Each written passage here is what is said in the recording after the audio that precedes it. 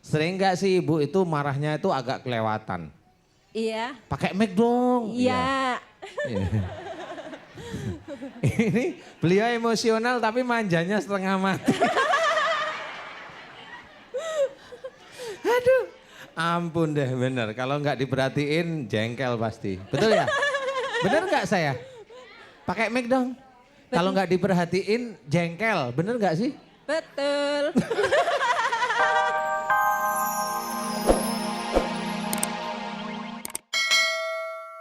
Jadi mulai berbuat baik itu dari mulutnya kita ngomongnya. Kemudian dari cara berpikir kita baik. Kemudian dari tingkah laku kita baik. Jangan ada iri, jangan ada dengki. Karena iri dengki itu mudah sekali dimasukin santet. Umpamanya ya. Ada temennya punya mobil baru, dia iri, nggak suka. Ada temennya sakit, dia seneng. Kan begitu ya? Ada temennya hamil, nggak suka. Benci di sini. Ada temennya keguguran, seneng. Lah kan malah kebalik-balik semuanya. Nah ini orang yang tersebut ini sangat mudah terkena santet itu. Santet itu ada dua. Yang pertama dilempar dari orang menuju orang lain. Yang kedua, nah ini yang kedua yang lebih bahaya. Yang kedua ini dari kerajaan jin yang tidak menyukai orang yang melakukan sesuatu yang tidak baik. Wah ini susah. Benar-benar tidak bisa dikeluarin asal orang biasa. Enggak bisa. Susah sekali. Dan jangan tanya kalau Ustadz Danu gimana, wah saya juga belum jawab kalau begitu. Ya intinya susah. Karena satu kerajaan pindah ke tubuh orang tersebut. Sekerajaan.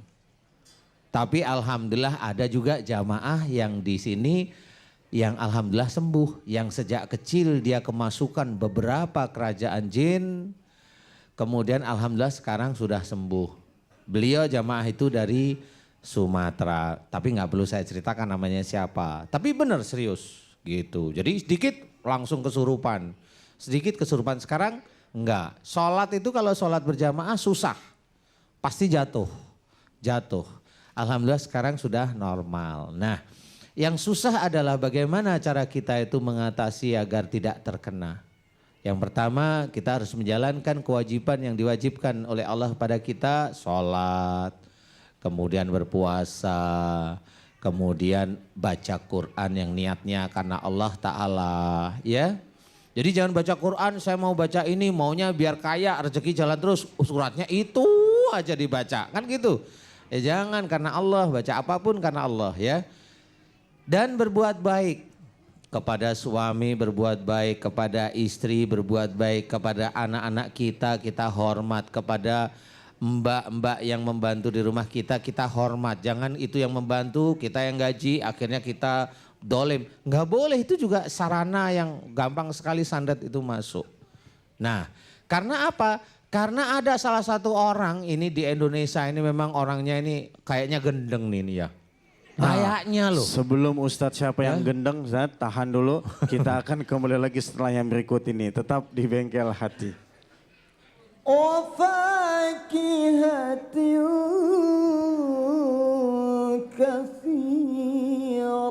Alhamdulillah bagi Anda pemirsa yang baru saja bergabung menyaksikan acara Bengkel Hati. Tema kita pagi ini yakni santet yang menyengsarakan. Sebelum kita akan buka sesi tanya jawab, Ustadz silakan sedikit lanjutkan yang tadi. Yang gendeng itu siapa? Iya, ini ada seseorang, nggak semua orang sih. Memang orang ini gendeng kali ya. Tahu gendeng nggak? Gendeng itu artinya gila ya. Jadi ada orang bilang santet itu harus dilestarikan. Emang gila kali dia ya. Kenapa ya orang begitu tuh biasanya ilmunya kecil. Ya, ilmunya kecil sekali karena dia hanya ngomong ngalur ngidul. Emang gendeng dia. Biarin aja kalau memang dia orang gila mau biarin.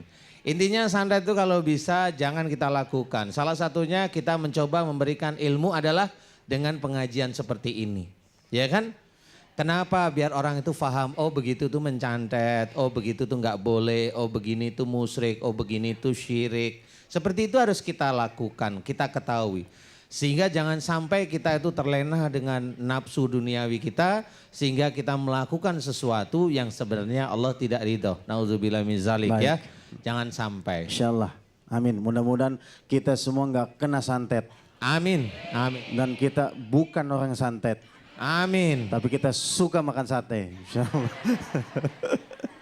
Baik Ibu, Bapak sekalian yang ingin bertanya kepada Ustadz Danu, mau konsultasi, mau cerita, mau apapun silakan. Bebas, asal jangan minta duit. Silakan tunjuk tangan. Baik, Ibu dari ini silakan. Coba mic-nya. Sebutin nama majelis taklimnya dari mana Ibu?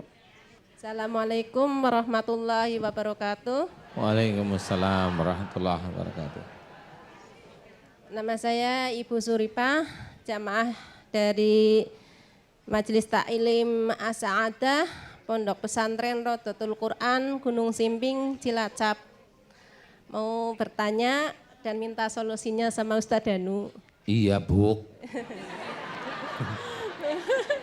Silakan Bu, mic-nya agak deket ya Bu. Anjir. Ibu Sanipah tadi. Suripah. Oh Sunipah. Anjir. Oh kok kayak saudara saya namanya Sunipah. Iya. Monggo benar. Ibu, monggo Silakan, pakai Ibu. bahasa Cilacap monggo. Ya, Mangga. Ini awalnya tangan kanan saya kena kecelakaan, jatuh dari motor. Tapi setelah hampir 2 tahun masih suka nyeri dan kalau capek kadang bergetar. Bergetar? Iya, Getarnya kayak gimana? gemeteran. Iya, Ustaz. iya. Pakai mic dong Bu. Iya, Gemetarannya itu sama nggak kalau Ibu waktu pacaran sama Bapak dulu? nggak pacaran sih Us dulu. Gimana? Dijodohin kali ya? Oh, iya.